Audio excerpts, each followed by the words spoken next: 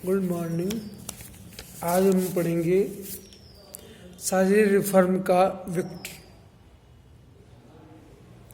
साझेदारी का विघटन तथा फर्म का विघटन दो अलग अलग चीजें हैं। जैसा कि पहले आपको बताया कि साझेदारी में न्यूनतम सदस्य संख्या 2, बैंकिंग व्यवसाय में 10 व सामान्य व्यवसाय में अधिकतम संख्या 20 होती है। अगर साझेदारों में आपस में कोई मतभेद हो जाए और साझेदार कोई छोड़कर फर्म को चला जाता है या किसी नए साझेदार का प्रवेश होता है तो साझेदारी का विघटन हो जाता है, पुनः साझेदारी संलेख लिखा जाता है। लेकिन जब सभी साझेदारों के बीच आपसी संबंध समाप्त हो जाते हैं तो फर्म का विघटन हो जाता है। फर्म के विघटन से आशय किसी फर्म के सभी साझेदारों के बीच साझेदार के विघटन को ही फर्म का विघटन कहते हैं। अर्थात फर्म का विघटन तब होता है जबकि सभी साझेदारों के बीच वैधानिक संबंध समाप्त हो जाते हैं। परिणाम स्वरूप फर्म का व्यवसाय कुछ समय के लिए क्या सदैव के लिए समाप्त बंद हो जाता है और उसकी संपत्तियों को बेचकर दायित्वों को चुकाने के पश्चात जो भी संपत्ति बचती है वो संपत्ति सभी साझेदारों में आपस में पूंजी के अनुपात में बांट दी जाती है। किंतु किसी साझेदारी फर्म में 2 ही साझेदार हों और एक साझेदार अनुबंध भंग कर दे तो साझेदारी फर्म का विघटन हो जाता है। संख्या कम होने के कारण फर्म विघटित हो जाती है, लेकिन अगर संख्या 2 या 2 से अधिक हो तो साझेदारी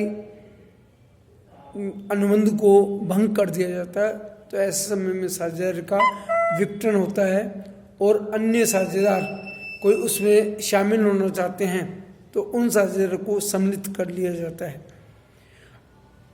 तो निष्कर्ष के रूप में ये कहा जा सकता है कि साझेदारी के विघटन के से फर्म का विघटन तब तक नहीं होता जब तक कि सभी साझेदारों के बीच साझेदारी का विघटन नहीं हो जाता है। नंबर 2, यदि साझेदारी फर्म में 2 ही साझेदार हैं, किसी एक साझेदार द्वारा साझेदारी का अनुबंध भंग करने से साझेदारी का भी विघटन हो जाता है।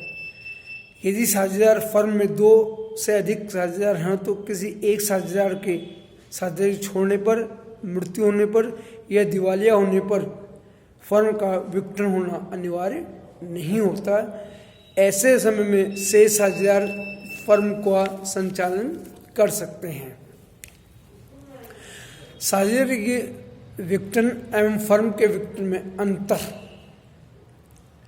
पहला है साझेदारों के मध्य संबंध। साझेदार का विघटन जब होता है तो साझेदारों के बीच संबंध समाप्त नहीं होते बल्कि संबंधों में परिवर्तन आ जाता है। लेकिन फर्म का विघटन के कारण सभी साझेदारों के संबंध लगभग समाप्त हो जाते हैं। दूसरा, साझेदारों में परिवर्तन। साझेदार के विघटन की दिशा में साझेदारों में परिवर्तन हो भी सकता है और नहीं भी, क्योंकि नया अगर साझेदार प्रवेश करता है तो साझेदारी में परिवर्तन होता है और अगर पुराना साझेदार छोड़ जाता है तो भी साझेदारी में परिवर्तन होता है।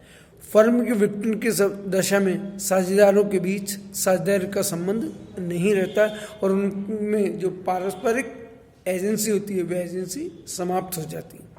व्यवसाय का संचालन। साझेदारी के विघटन से व्यवसाय का संचालन कुछ समय के लिए बंद हो जाता है, लेकिन फर्म के विघटन की दशा में साझेदारी व्यवसाय सदैव के लिए बंद हो जाता है। निर्भरता नंबर 4, फर्म के अस्तित्व पर ही साझेदारी का अस्तित्व निर्भर करता है।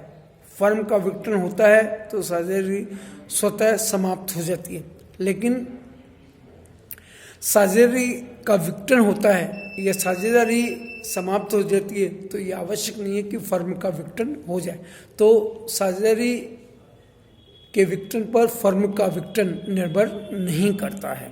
संपत्ति का बंटवारा, साझेदारी का जब विघटन होता है तो जो साझेदार फर्म छोड़कर जाता है उसमें उसका हिस्सा, उसकी संपत्ति दे दी जाती है और शेष व्यवसाय में रह जाती है। अगर फर्म का विघटन होता है तो संपत्ति का बंटवारा साझेदारों में पूंजी के अनुपात में या बराबर अनुपात में बांट दिया जाता है।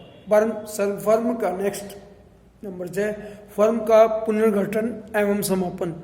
साझेदारी के विघटन के बाद फर्म का पुनर्गठन किया जा सकता है, समापन हो यह आवश्यक नहीं। फर्म के विघटन के बाद फर्म का पुनर्गठन नहीं हो सकता है, इससे फर्म सदैव के लिए समाप्त हो जाती है। Thank you. आगे कल पढ़ेंगे।